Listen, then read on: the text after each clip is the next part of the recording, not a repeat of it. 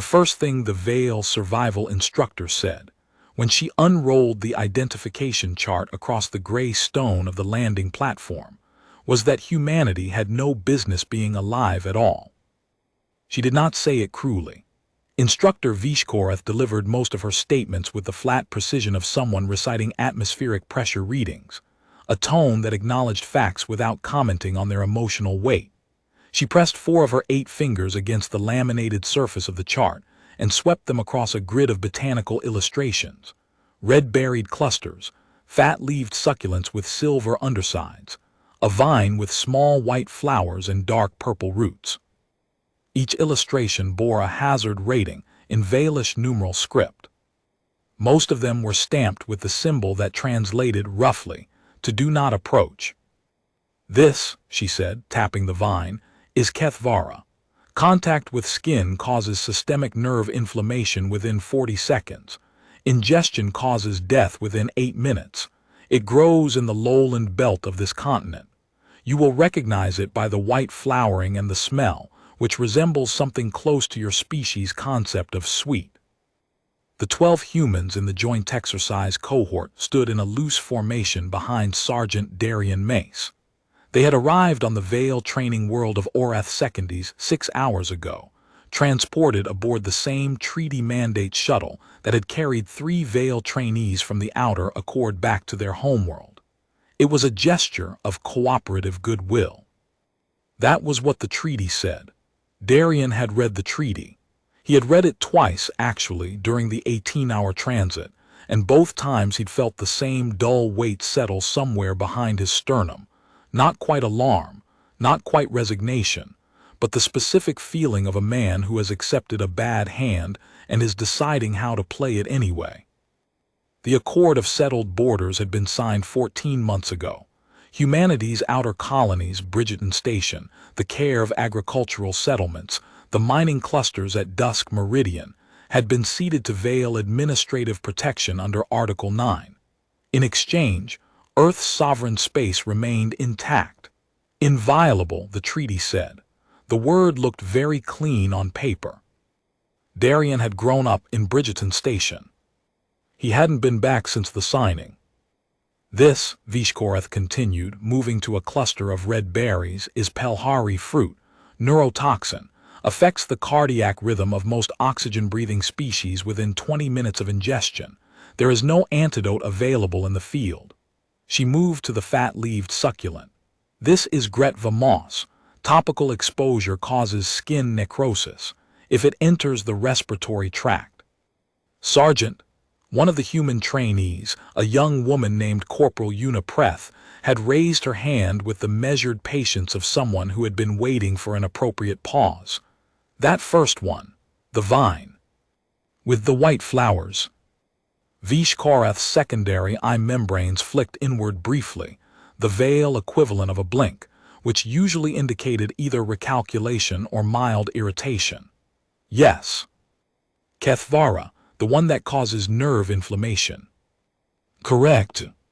We call that nightshade. Well, one family of it. There are a few subspecies." Preth paused, then added, in the same conversational tone she might use to discuss whether, "We put the berries in sauces sometimes. The leaves go into some herbal preparations. You have to dry them a certain way. My grandmother made a tea." The silence that followed lasted approximately 3 seconds. For a Veil instructor, 3 seconds of silence was the equivalent of dropping something heavy. Vishkorath turned her full visual array toward Preth. Her species' eyes were arranged in a lateral band across the upper portion of their face, 3 primary lenses flanked by 2 secondary photoreceptors. When she fixed all 5 on you simultaneously, it had the quality of being studied by something that had categorized you incorrectly and was now revising its model. "Your species consumes Kethvara variants," she said. "Some of them, yeah, dosed right," Preth shrugged.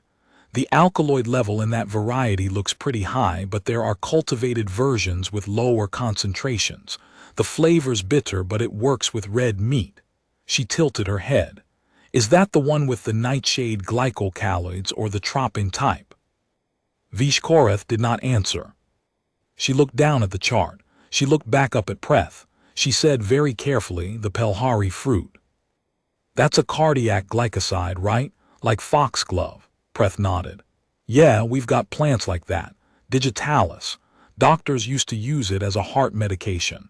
You have to get the dosage exactly right or it kills you, but used carefully, it actually helps keep the heart beating in certain conditions. There's still a synthetic derivative in use. Darian watched Vishkorath's posture shift. It was subtle. The way Vale body language often was a slight forward cant of the thorax, a realignment of the dorsal ridge. If he had to name the expression on a human face, he might have called it the look of someone who has just realized the map they've been using is for a different continent. The Gretva moss, Vishkorath said. I don't know that specific one, Preth said honestly. But we've got things that'll take skin off if you're not careful. We've developed antihistamines and topical treatments. Mostly you just don't touch it barehanded. The instructor rolled the chart back up slowly, with the deliberate movements of a being reconsidering its assumptions about the exercise it had planned. Darian didn't smile. He kept his face carefully neutral because he was a sergeant, and he understood the value of maintaining the appearance of deference when you were operating in someone else's territory. But something shifted in him anyway, some small warm thing, something that felt like his mother's voice, his brother's laugh, the weight of Bridgerton Station's particular light at dusk. His species had evolved on a planet that had spent 4 billion years developing new and interesting ways to end them. They had eaten the poison and survived. They had built immunity in their blood. They had looked at death so many times that some of them had turned it into cooking. He filed that feeling away and kept his face blank. The first 3 days of the exercise went the way survival training always went, exhausting, deliberate, designed to reduce each trainee to their functional minimum and then test what was left. Vishkorath ran a competent course. The Vale were not soft. Their homeworld biology had its own gauntlet, and their military tradition was old and serious. She covered navigation, field medicine, emergency shelter construction using local materials, water purification, and threat assessment in environments with multiple simultaneous dangers. She was good at her job. Darian respected that. What she was not good at, what no Vale he had ever met was good at, was accounting for the ways humans were specifically, inconveniently, constitutionally unlike anything the Vale had classified. The issue with the Kethvara vine was the first signal. It would not be the last. On the second day, during the thermal regulation exercise in the lowland belt, where temperatures climbed to 47 degrees Celsius by midday, Vishkorath pulled the cohort from the field an hour early. The Vale trainees had been showing early heat saturation symptoms, a condition their species was prone to above 40 degrees, affecting the cooling membranes in their dorsal vents. She called an emergency halt and led them back to the shade of the equipment cache. The 3 Vale trainees moved to the shade immediately, gratefully, the visible tension leaving their bodies as soon as they were out of direct radiance. Darian looked at his cohort. Private Os was already refilling his water pack. Corporal Preth was applying a cooling compress from the med kit to the back of her neck, with the brisk efficiency of someone managing a minor inconvenience. Specialist Tomas Veer had taken off his outer layer and was using it to fan himself, squinting against the brightness with an expression of mild displeasure. None of them were in distress. You are not experiencing hypothermia, Vishkorath said. It was not a question. She was observing. We're hot, Veer said. We're definitely hot. But not compromised.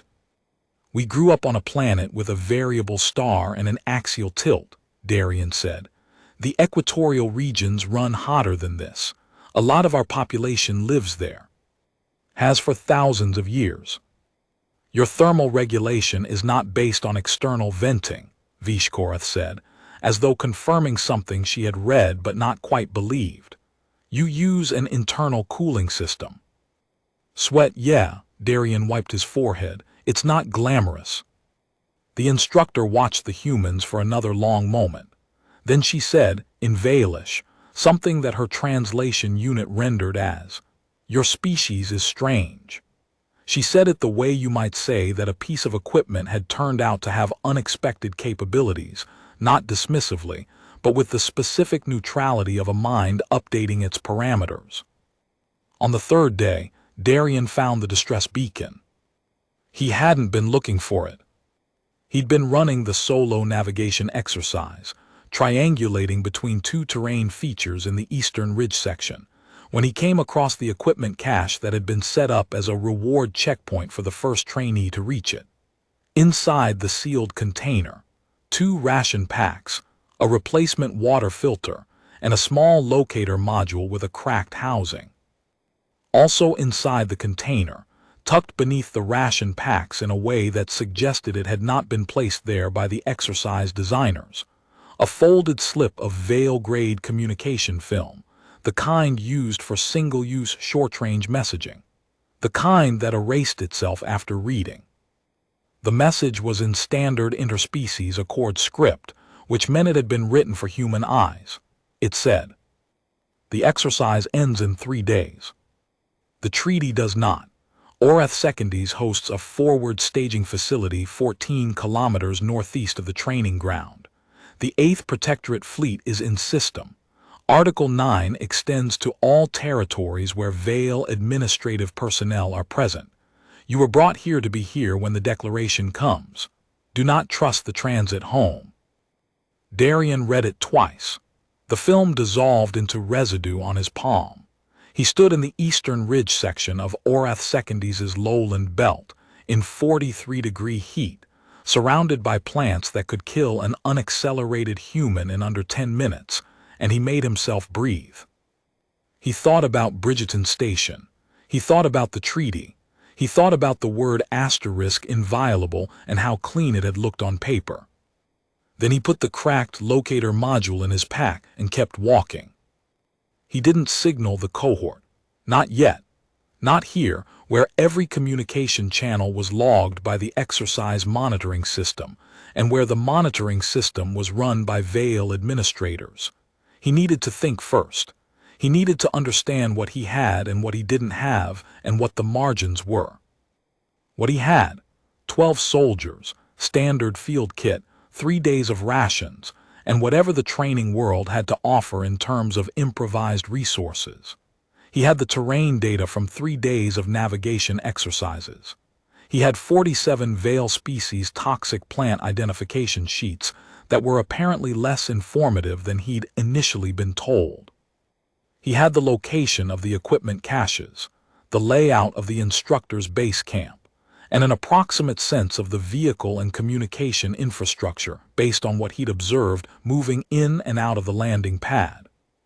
What he didn't have: weapons, transport, off-world comms independent of Veil infrastructure, or any reason to believe that whatever asset had left him, that message would still be in a position to act.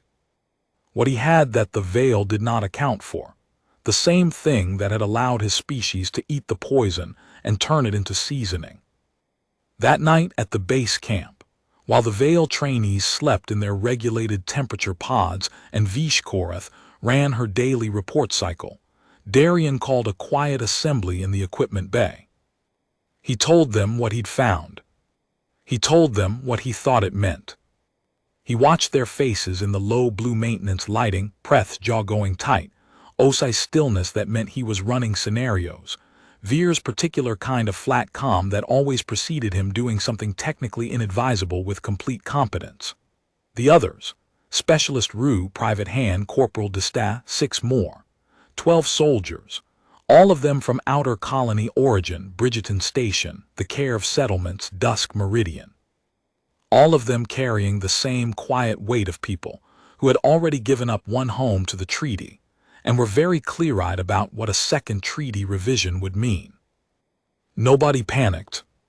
That was the thing about people who had grown up on the margins of the Accord. They had learned the specific art of not panicking while calmly identifying all the ways they were about to die. We have 3 days before the exercise ends, Darian said. The staging facility is 14 clicks northeast.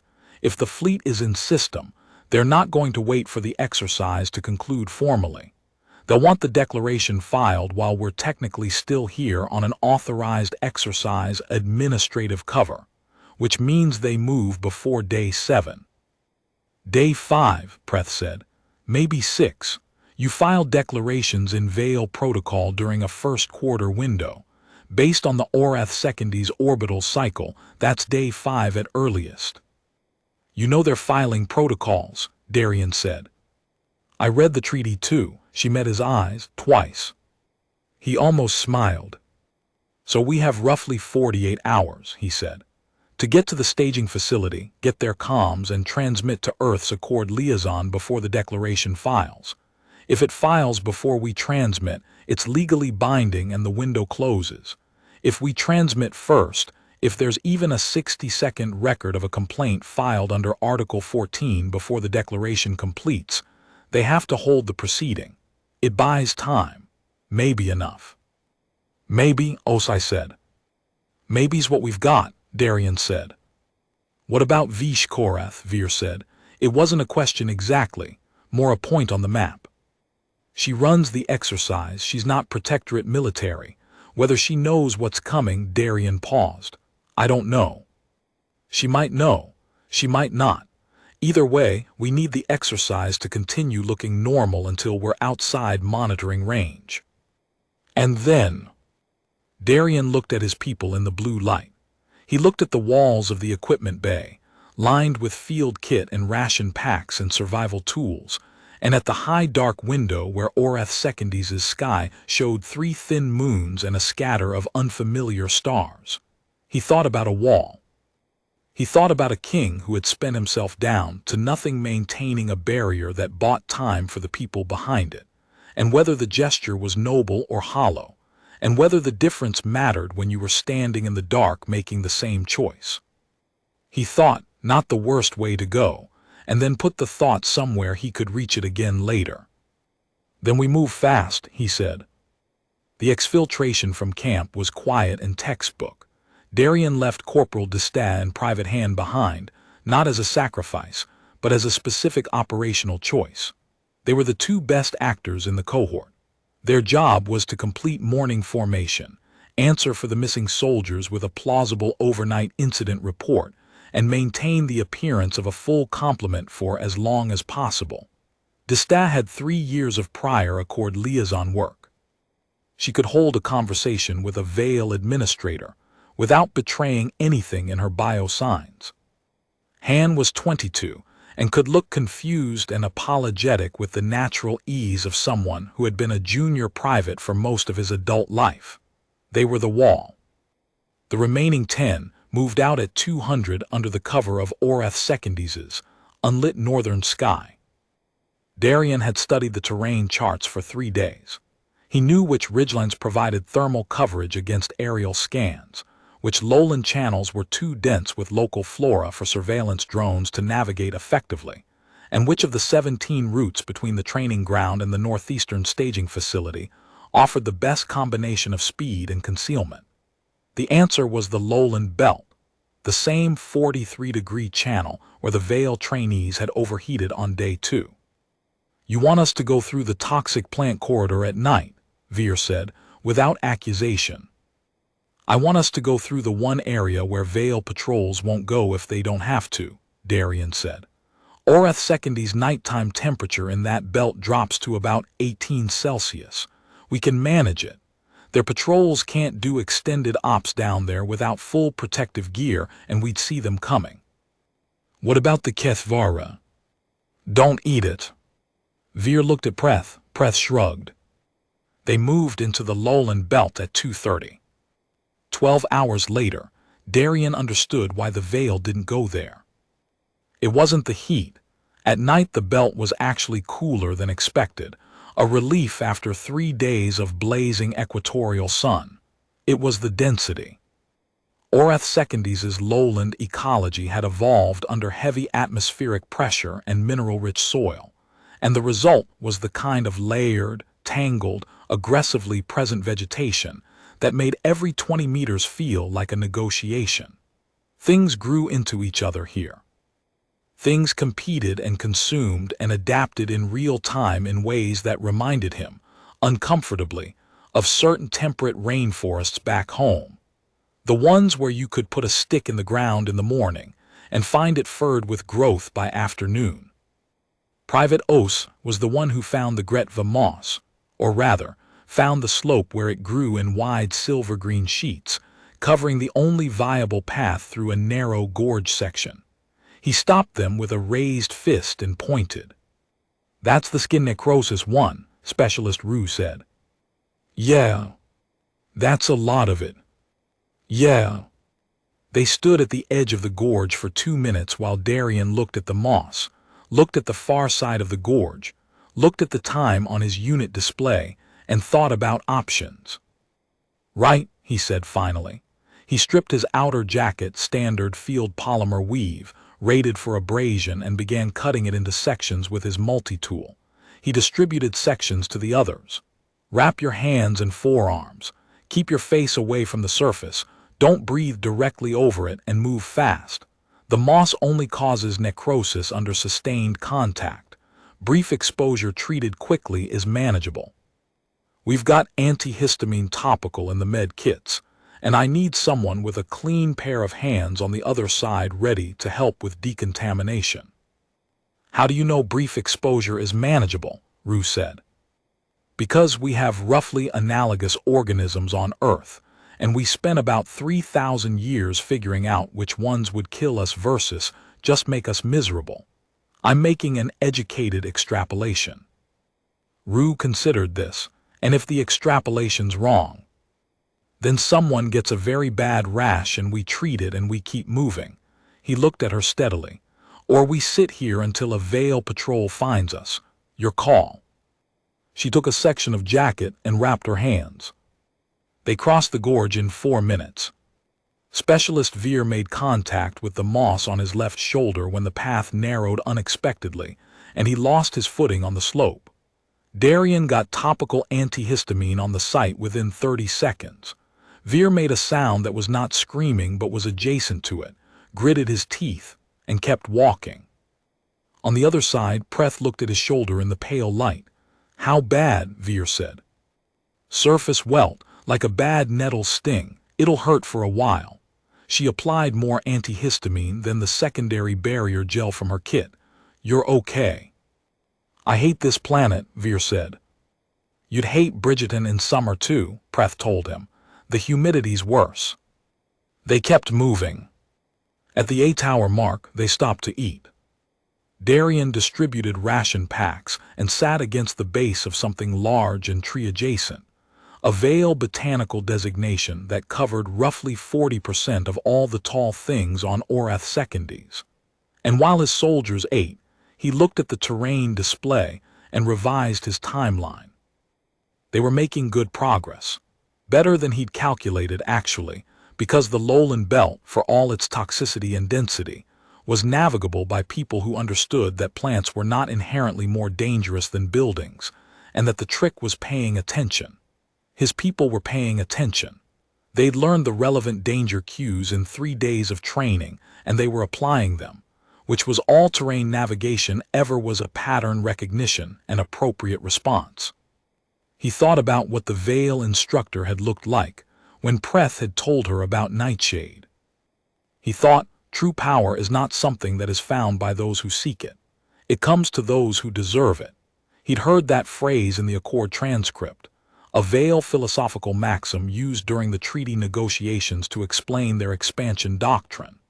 The Veil had spent 600 years building power deliberately, systematically, cataloging the galaxy's dangers and designing around them, and they had looked at humanity and seen a species that had never had the infrastructure to do the same. What they hadn't understood, what the treaty writers hadn't understood, was that humanity had done something different instead. Humanity had not built walls around the danger.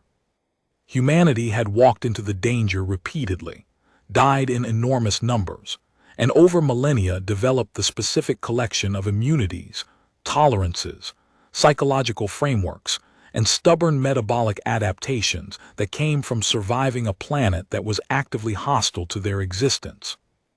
The Veil were strong. They were organized. They had a 600-year head start on accord-scale politics and a fleeting system and a declaration ready to file. They had never once had to eat the poison to find out what it did. At hour 11, they reached the outer perimeter of the staging facility. It was larger than Darian had expected. The intelligence from the message had been minimal, and he'd been working from the assumption of a small forward post, maybe 100 Veil personnel, a few communication arrays, the kind of installation you'd use to coordinate a system-level administrative action. What he was looking at through the ridgeline's edge cover was something with enough infrastructure to serve as a full forward command. 4 large structures, a vehicle depot, 2 elevated communication towers with the distinctive triangular array architecture that indicated off-world deep space transmission capability. 1,200 personnel, maybe more. Beside him, Osei said nothing for a long moment. Then, okay. Yeah, Darian said. Just us. Just us. And we need to get into those towers. One of them. Just long enough to get a tight beam transmission to the Accord liaison frequency. 60 seconds, maybe less if we prep the message first. Past however many of them. Darian studied the facility's layout.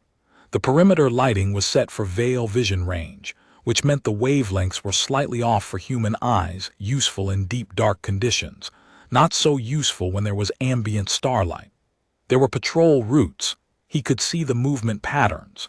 Veil patrol doctrine emphasized thoroughness over spontaneity, which meant predictable intervals and predictable paths.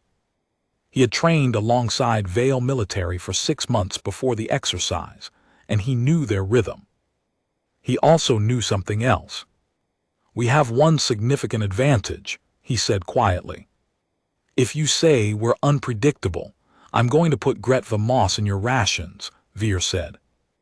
We're unpredictable, Darian said, and we've been breathing this atmosphere for 11 hours without full protective gear, which means if any of those patrols scans for Veil biosigns, we read as either absent or malfunctioning. It'll take them a moment to recalibrate to human biology. We have that moment. He laid out the approach in 3 minutes. Clean lines, minimal personnel, maximum confusion management. Preth and Osei on the eastern perimeter, creating a specific pattern of sensor interference that would look, to Veil monitoring systems, like a known atmospheric phenomenon called Orath flux, which happened to read similarly to the electromagnetic signature of a small human metabolic cluster. The remaining 8 would move through the gap this created in the patrol route, and Darian would take 2 people directly to the comm tower. And after, someone said, he didn't see who. After we get out, Darian said. We move south through the lowland belt. We reach the emergency beacon cache we identified on day 1, the universal distress frequency, which they can't turn off without violating Accord Treaty Article 6, and we transmit everything.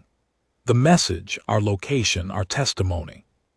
We make as much noise as humanly possible. There was a pause. Then Private Han, who had caught up to them at hour 9, because Dista had handled morning formation alone and given him a window to extract, said, You mean as humanly possible literally? Yes, Darian said, exactly literally.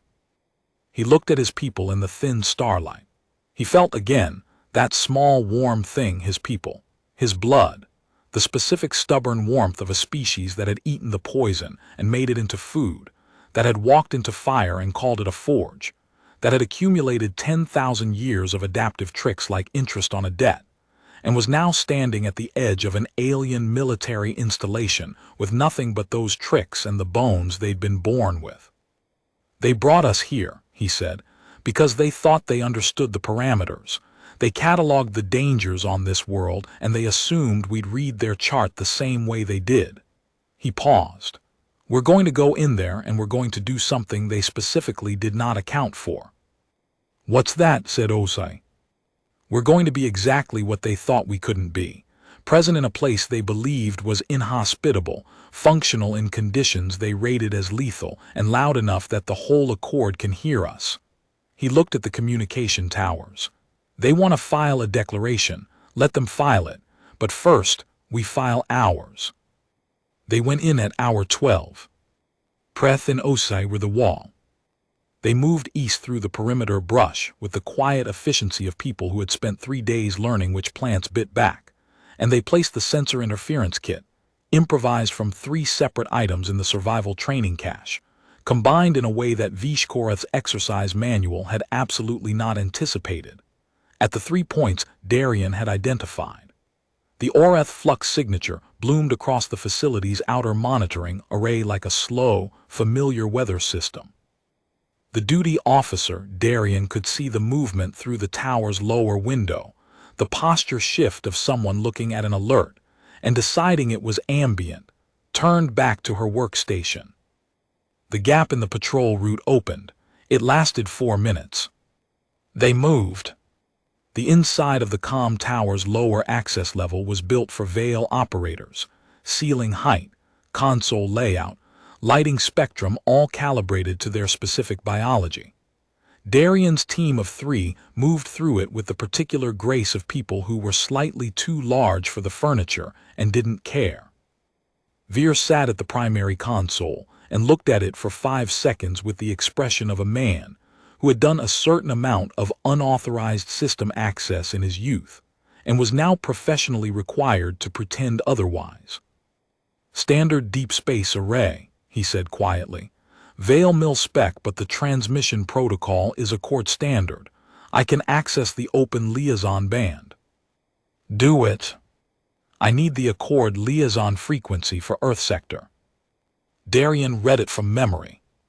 He had memorized it 2 years ago, when the treaty was being negotiated, because he'd grown up in Bridgeton Station, and he had understood very clearly that there would come a moment when he needed it. Veer input the sequence, transmitting in. The door at the far end of the access level opened. A Veil facility officer stood in the doorway. She was in partial armor mid-shift, not expecting contact, and she had the lateral eye response of someone whose biosign scanners had just returned a reading that made no sense. She looked at Darien. Her 5 eyes made the specific recalibration motion that he had come to recognize in Vishkorath when Preth had talked about Nightshade. The moment of recalibration, that moment. "Transmit now," Darien said. Veer hit the key. The message went in 3 parts: their location, their testimony, and a 300-word legal complaint under Article 14 of the Accord citing evidence of a staged administrative action against sovereign human treaty partners, filed before the declaration window opened. Standard Accord procedure required a minimum 12-hour review hold on any declaration with a pending Article 14 challenge. 12 hours was enough time for Earth's liaison to respond. 12 hours was enough time for the thing to be seen, recorded, officially logged, irreversible. The officer recovered from her recalibration and raised her comms unit. Darien was already moving toward the door. What followed was 22 minutes of the specific kind of controlled chaos that occurs when a small group of people who have been trained to operate in hostile environments encounters exactly the hostile environment they were trained for, except that in this case, the hostile environment was also looking for them and was considerably larger. They moved through the facility's outer corridors using the patrol blind spots Darien had memorized. They lost 2 minutes when Rue slipped on a drainage grate and Osai, who had rejoined them from the east perimeter, had to physically carry her at a run through the lower access route.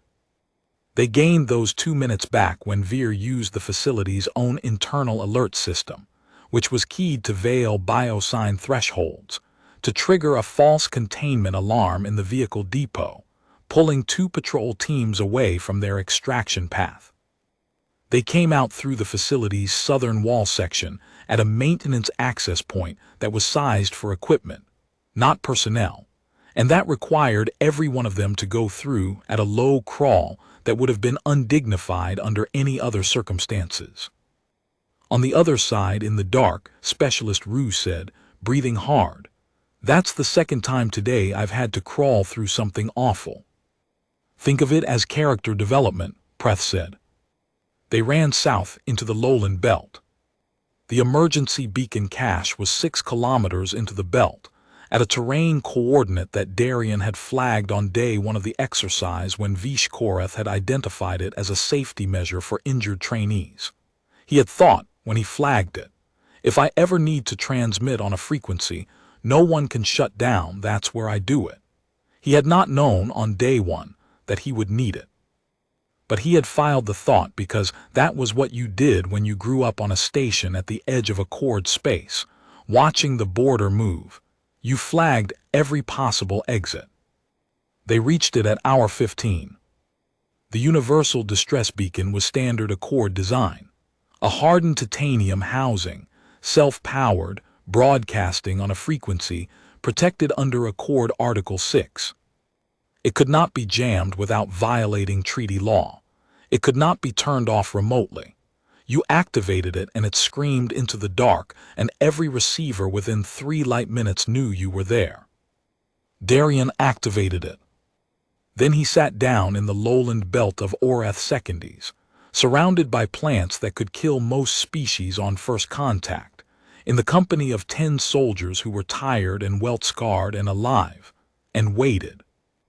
The response came 53 minutes later, an Accord emergency frequency acknowledgement from the liaison relay station at Cassiel Waypoint, confirming receipt of the Article 14 filing and initiating a review hold on all pending declarations in the Earth sector. The hold was 12 hours. In the morning, Orath Secondies morning, with the primary sun coming up orange and low over the lowland belt's dense canopy, 2 Accord observers arrived on a shuttle, and the whole thing became official in ways that couldn't be undone. Vishkorath was waiting at the edge of the landing pad when they walked out. She looked at Darien for a long time. 5 eyes, the specific recalibration motion. She looked at his team, the polymer wrap bandaging on Veer's shoulder, the scrapes on Rue's knees, the general aspect of people who had been moving through difficult terrain for a night and a day and were not dead. She said in Valish, "You went through the lowland belt, at night, without protective gear." "We had ration packs and a med kit," Darien said. "The Gretva Moss alone managed the patrol network, interrupted the staging facility, visited briefly," he said, "in and out, very efficient." Vishkorath looked at him. The silence stretched in the way it had when Preth had told her about Nightshade, that specific quality of a mind revising a model it had been confident in. "You are not supposed to be capable of this," she said. "I know," Darien said. "That was the plan." She looked past him at his people. She looked at the Accord shuttle. She looked at the lowland belt, the dense, toxic 43-degree wall of a place that her species had rated as one of the more dangerous environments on the training world, and at the fact that a group of humans had used it as a highway. "Your planet," she said slowly, "is it like this?" Darien thought about Earth.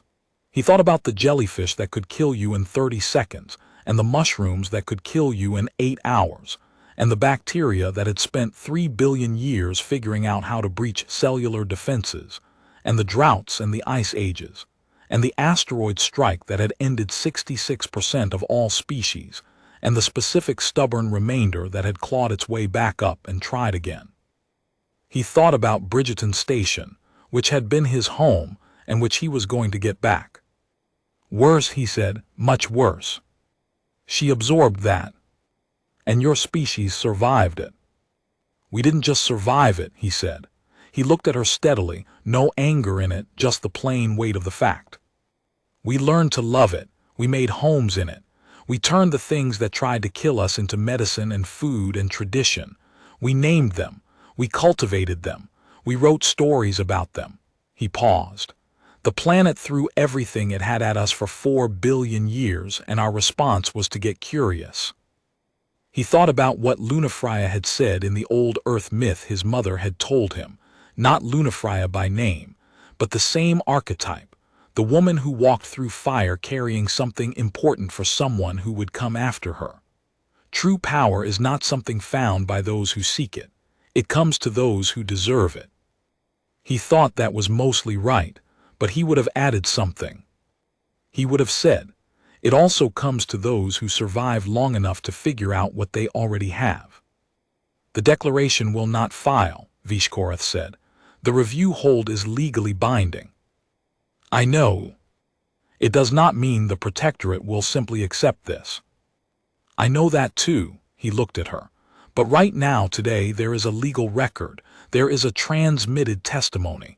There are Accord observers on the ground. And the Accord was built on the premise that documentation survives everything except being never made. He nodded toward the shuttle. We made it. Vishkorath was quiet for a moment. When she spoke again, there was something different in her register, not softness exactly, but a shift toward something more considered. Your soldier, she said. The one who knew about the Kethvara. Breath. She was not afraid of it. She wasn't, Darian agreed. Most species, when they see a thing that can kill them, learn to fear it. That is the appropriate adaptive response. Darian thought about that. He thought about Preth's grandmother and the tea. He thought about Veer crawling through the gorge with Mosswelt burning on his shoulder and not stopping. He thought about all the ways the survival chart had been completely accurate about the dangers and completely wrong about what those dangers meant when they met humans. We fear things too, he said. We're not fearless. We just have a different relationship with the things we're afraid of. We don't stop at fear. We go past it into curiosity, and then sometimes into familiarity, I guess. The things our ancestors were afraid of are the things we put in our food and our medicine and our children's stories. Because knowing them is better than not knowing them. Because what you know can't surprise you the same way anymore. He looked at the lowland belt. We got intimate with the danger a long time ago, that's all. Vishkorath considered this for a long, long time. The Accord shuttle hummed behind them. The primary sun climbed higher over the lowland canopy. Somewhere in the distance, an Orath Secondies creature made a sound that was not quite like anything from home. The Article 14 review, she said at last, if it proceeds. It will proceed, Darian said. If it proceeds, the Protectorate will argue that the staging facility's presence was within Accord parameters under existing Article 9 coverage. They'll argue that, the legal team will argue otherwise. There'll be a proceeding, he shrugged. That's the point. There's a proceeding, there's a public record, the light gets in. She looked at him with her 5 eyes, and the recalibration motion was slower this time, more thorough, as though she was revising not just a data point but an entire category. You came here, she said, knowing it might be a trap. We came here because the treaty required us to, he said. And because walking away from the treaty entirely was the one thing we couldn't do without proving the people who want us contained right. So we came. And we paid attention, and when we needed to, we moved. He thought about Nix, not that name, not a real person, just the shape of an idea he'd heard once. A soldier who was told he was unworthy of the power he needed and said, I don't care. Insomnia is burning. Give me what I need or move aside. A man who had taken the ring that wasn't made for him and wielded it anyway and had known, when he did, what the cost would be and had done it in cold blood and without theater, because the alternative was that everything ended here. Darian was still alive. That was the difference. He was going to stay alive if he could manage it, because there was more work to do and the work didn't get done if you burned yourself out in one act. But the shape of it was the same. You took what you had. You used what your blood remembered. You moved before they finished calculating whether you were capable of it. Rule well, young king, he'd heard the story say in the version his mother told. The soldier died at sunrise and wished the future well because the future was the point, not the soldier's survival, the future. Darien was going to be alive in the future. He was going to be alive in Bridgeton Station when it came back to them, which it would, because the Article 14 proceeding was the first stone, and stones accumulated, and eventually walls came down. He turned away from Vishkarath and walked toward the Accord shuttle, toward his people, toward the orange light of the Orath Secondy's morning. Preth fell into step beside him. "Did she ask about the nightshade?" Preth said. "She did." "What did you tell her?" "Basically the same thing you told her." He paused, but with more context. "Did it land?" He glanced back once. Vishkarath was still standing at the edge of the landing pad. She was looking at the lowland belt. Her posture had the quality of someone who has received new information about a thing they thought they had thoroughly categorized, and is now deciding what category it actually belongs in. "Yeah," he said, "I think it landed." They were halfway up the shuttle ramp when Private Osai, carrying his pack over one shoulder and eating a ration bar with the other hand, said conversationally, "So we're going to do this again. The whole Accord thing. More proceedings, more filings, all of it." "All of it," Darien said. "And it's going to be like the lowland belt, every time." "Probably." Osai chewed his ration bar, looked out at the belt, looked back. "Okay," he said, "just making sure I had the right picture." The shuttle lifted off Orath Secondies at 8:17 local time, in the orange morning light, carrying 12 humans and a transmission receipt and a 12-hour window that was going to matter. Below them, the lowland belt stretched in all directions, dense and toxic and alive, full of things that could kill you in under 10 minutes if you didn't know what you were doing, and navigable as a highway if you did. Full of plants that tasted like death and dosed right also tasted like food. Full of evidence, if you looked at it right, that surviving something and understanding something and eventually living alongside something were not three different things. They were one thing in sequence. You survived it. You understood it. You stopped calling it an obstacle and started calling it home. Darien watched Orath Secondies shrink below them until it was a disk of brown and green and gray, and then a point of light, and then just another coordinate in a very large dark. He pulled out his comm unit and drafted the first message to the Article 14 review board. It was long and precise, and documented to a standard that would make it very difficult to set aside. He had the legal framework mostly memorized. He had the treaty articles cited. He had the transmission receipt time-stamped at a point that predated the declaration window by 11 minutes and 42 seconds. 11 minutes and 42 seconds, not the largest margin in the history of the Accord. But it was enough. Enough was all it had to be. He finished the draft, sent it to the cohort for review, and leaned back against the shuttle wall. Across from him, Veer was already asleep with his moss-welt arm elevated on a rolled jacket. Preth was reading something on her unit with the focused expression of someone doing legal research at speed. Osai was looking at the dark outside the porthole with the particular stillness of a man who has decided to let himself feel, for a moment, the weight of what just happened. Darien closed his eyes. He thought about Bridgeton Station in the evening, the light going golden over the hydroponic tiers, his mother's kitchen with its particular smell of something spiced and slow-cooked that had no right to smell as good as it did given what was in it. He thought about the plant on the window shelf, nightshade adjacent. She called it ornamental variety, the berries too small to bother with but the flowers very pretty in spring. He thought, we are still here. He thought, we're going to stay here. He thought, not the worst way to go, but not today. He slept. The review board convened on Cassiel Waypoint 3 days after the transmission. Darien attended via relay from a secured Accord observer station, a small gray room with a communications console, and a single long window looking out over the dock where supply shuttles came and went on their quiet, procedural schedules. He had been in rooms like this before. He had testified before Accord bodies before, at lower levels, on smaller matters. in the years since the treaty. He had learned the specific skill of sitting in a gray room and speaking with precision in a language that was not designed for the things he was trying to say, and making it land anyway. The review board was composed of 7 members, 3 Vale, 2 neutral species observers from the Cassil Compact, 1 human, and 1 Ran, a species that had been part of the Accord longer than most, and that brought to its deliberations a quality that Darien had come to think of as deeply exhausted wisdom, the kind of perspective you got from watching empires rise and negotiate and expand and claim administrative necessity 300 times across 6 centuries.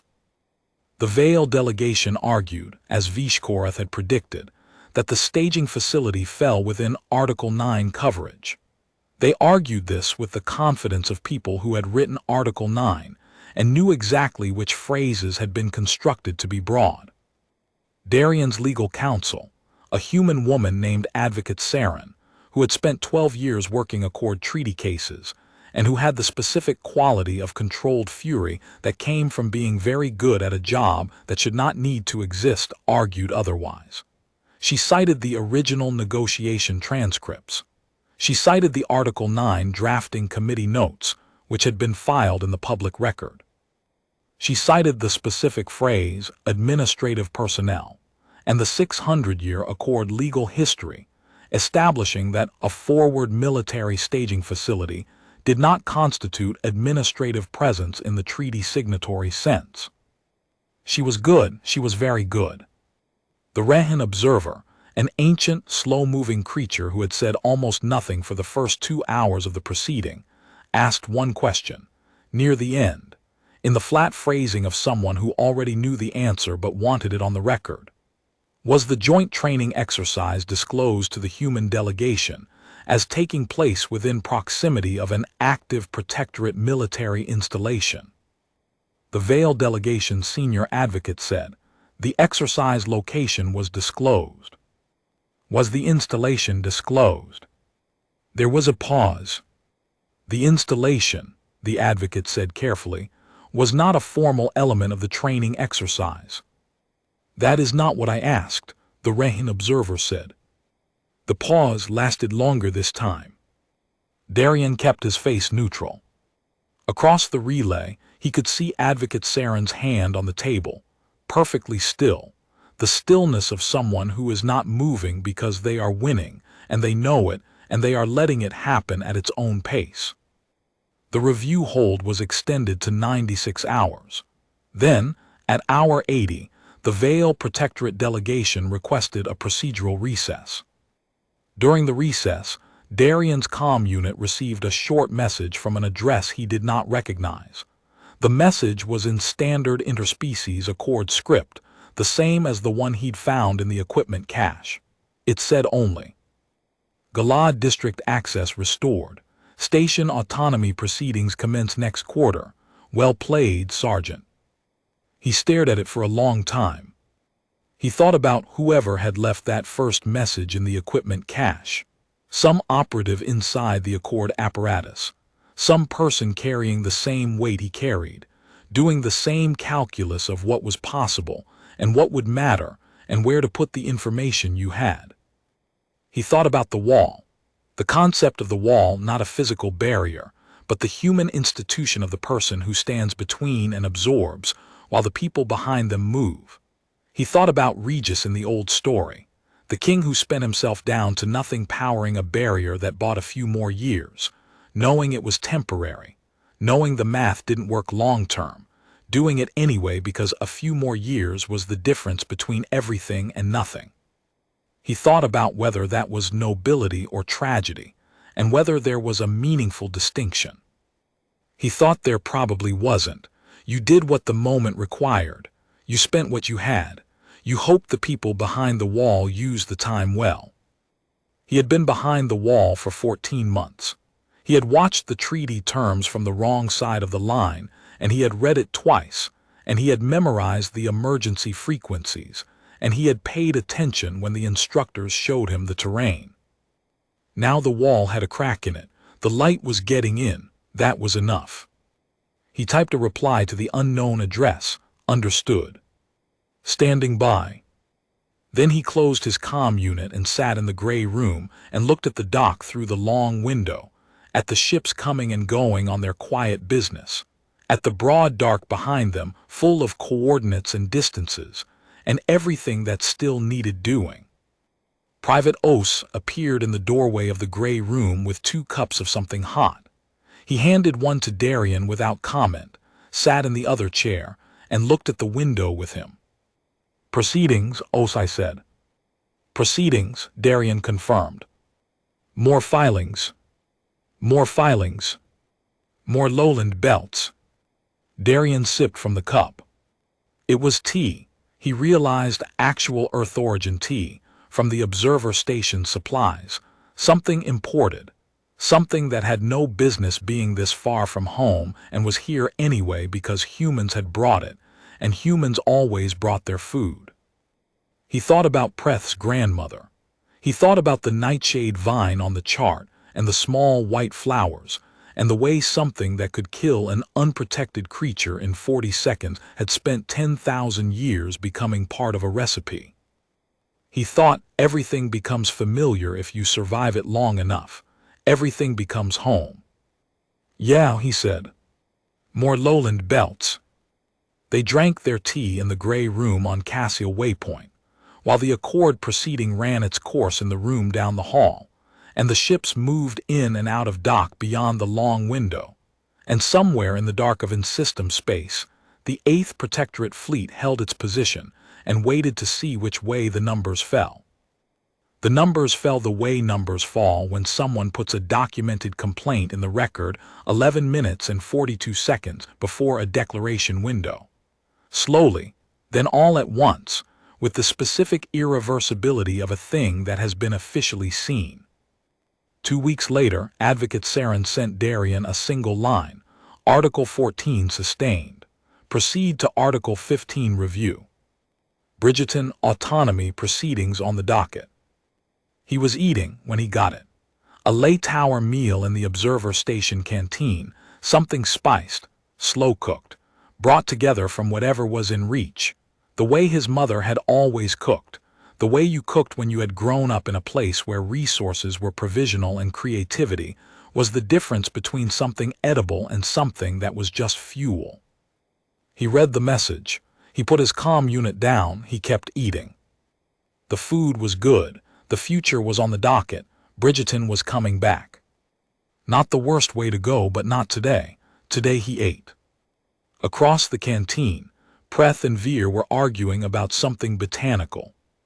Preth was drawing a comparison between Orath Secondy's Gretva moss and a family of terrestrial lichens that produced similar alkaloids, and Veer was making the face of a man who deeply regrets the shoulder incident and also finds this conversation interesting despite himself. Os was listening and eating, contributing occasional observations with the measured frequency of someone who has strong opinions but prefers to spend them carefully. Han was across the room reading something on his unit, still occasionally looking up with the young private's particular quality of alertness, the awareness that everything might matter, that the next detail might be the one that counts. He was learning. They all were. That was the other thing about humanity, Darien thought.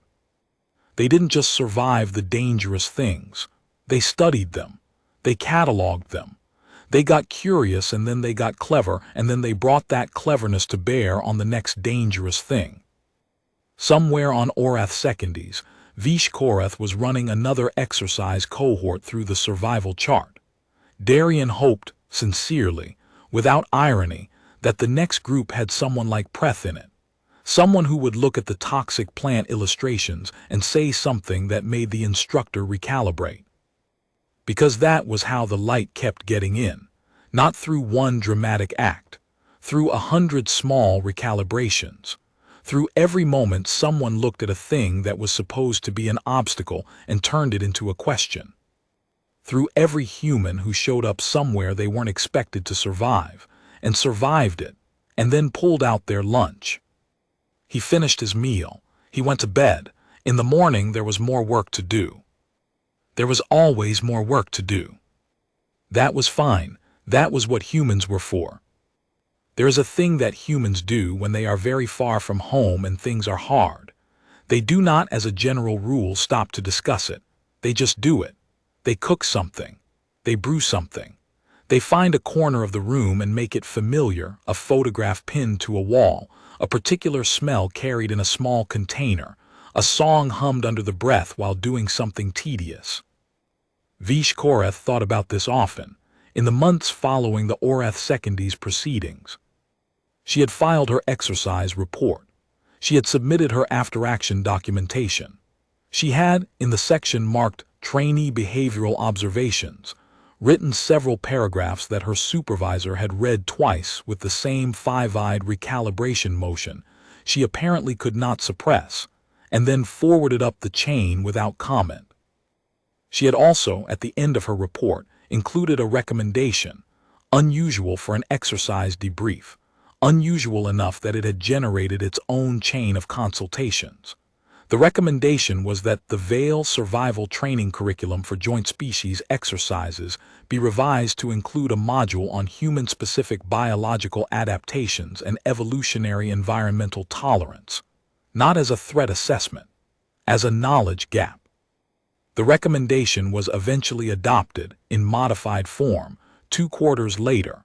The module was titled Non-Standard Biological Resilience in Oxygen World Evolved Species. It included a section on human dietary history, with particular reference to the long history of intentional engagement with toxic substances for medicinal, culinary, and cultural purposes. It included a table of Earth-origin compounds that were lethal to most accord species at concentrations humans considered standard food seasoning. The Vale trainees who went through the updated curriculum apparently had strong reactions to the dietary section.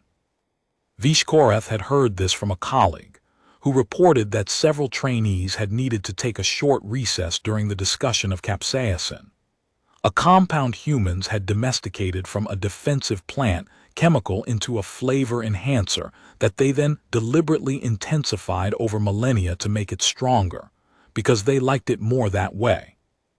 They made the pain stronger, the colleague had said, with the quality of someone who has found a fact that requires a new category. They compete, Vishkorath had said, to see who can endure the most of it. For pleasure. Apparently. Her colleague had been quiet for a moment. Then, and the Accord Treaty Board assessed this species as a low-autonomy administrative risk. They did, Vishkorath said. She thought about Sergeant Mace, standing at the edge of the landing pad in the orange morning light, having come through the lowland belt at night, having infiltrated a forward staging facility, having transmitted the documentation that put the whole declaration on hold, with the expression of a man who has completed a task of moderate difficulty and is now thinking about the next one. She thought about the small white flowers on the Kethvara vine. She thought we classified the danger correctly. We just classified the species wrong. That was the error. That was the gap in the model. The Vale had spent 600 years cataloging dangers and designing around them, and somewhere in that process, they had developed the institutional assumption that a species which encountered a danger and survived was lucky, and a species which encountered a danger repeatedly, across millennia and adapted to it, was exceptional, but still, at base, reactive. A thing that was shaped by its environment. They had not built a category for a species that had looked at the environment and decided to shape it back. Every plant on the Orath Secondies survival chart had an Earth analog. She had checked, after the proceedings. She had cross-referenced the Vale Botanical Toxicity Database with the human culinary and medical records in the Accord Archive. The correspondence was not perfect. It never was between worlds, but the pattern was unmistakable. For nearly every category of toxin, every mechanism of lethality, every class of environmental hazard, there was a human record that said, "We found this, and then we found out what it did, and then we found out what else it did, and then we put some of it in food and some of it in medicine and named a festival after the harvest." The Accord had drawn a border around humanity's outer colonies and called it protective administration. What it had actually done was put a fence around a species that had evolved specifically to regard fences as temporary features of a landscape that would eventually, one way or another, be navigated. Vishkorath submitted a second recommendation, this one to the Accord Treaty Review Subcommittee, through channels that allowed for anonymous submission. It said, in summary, the Article 9 parameters as applied to human origin territories require revision. The original risk model was based on incomplete species assessment. Recommend full autonomy restoration proceedings for all affected territories under Article 15, pending board review. She did not know if it would go anywhere. These things moved slowly. Everything in the Accord moved slowly, and the Protectorate had long practice at making slow things stop. But slow was not stopped. The light got in through cracks, and cracks accumulated, and walls that had seemed permanent had a long history of eventually coming down. She had read enough history, Vale history, Accord history, and now more human history than she had previously thought relevant, to understand that the permanence of arrangements was usually a matter of perspective and time horizon. She had also read about Bridgeton Station, not the administrative file, the human record, the community archives that had been submitted to the Accord Public Registry by the station's Cultural Preservation Office in the first year after the treaty, as required by Accord documentation standards. The community archive included recipe files she had discovered, an entire section. Generations of cooking adapted to the specific constraints of a deep space agricultural station. What grew in hydroponic tiers under artificial light? What could be preserved across transit gaps? What had been brought from Earth and maintained, carefully, as something worth maintaining? She had looked at the recipe index for a long time. She had thought, these people know exactly who they are and where they came from. They brought it with them. They are carrying it right now, wherever they are. That was the thing the treaty had failed to account for. Not the biology, not the resilience, not the evolutionary adaptation to toxic environments. Those were symptoms. The root of the thing was this. Humans were a species that had survived 4 billion years on a hostile world and come out the other side not traumatized by it, but attached to it, in love with it, carrying it in their food and their songs and the small objects they brought into gray rooms in distant space. They were not running away from where they came from. They were bringing it everywhere they went. You could not administrate a species like that into a smaller space and expect the space to hold. The space would acquire a familiar smell. The dangerous plants would start turning up in the recipes. The toxic corridor would become a known route. Give them 11 minutes and 42 seconds, and they would make it a highway. Vishkorath closed her report. Outside her window, Orath Secondies ran through its daylight cycle, the lowland belt glowing faintly in the equatorial heat, full of white-flowered vines and silver-sheeted moss and fat-leafed succulents with their particular chemical defenses, all of it catalogued and rated and correctly identified as dangerous. All of it now also correctly identified as insufficient. She had updated the chart.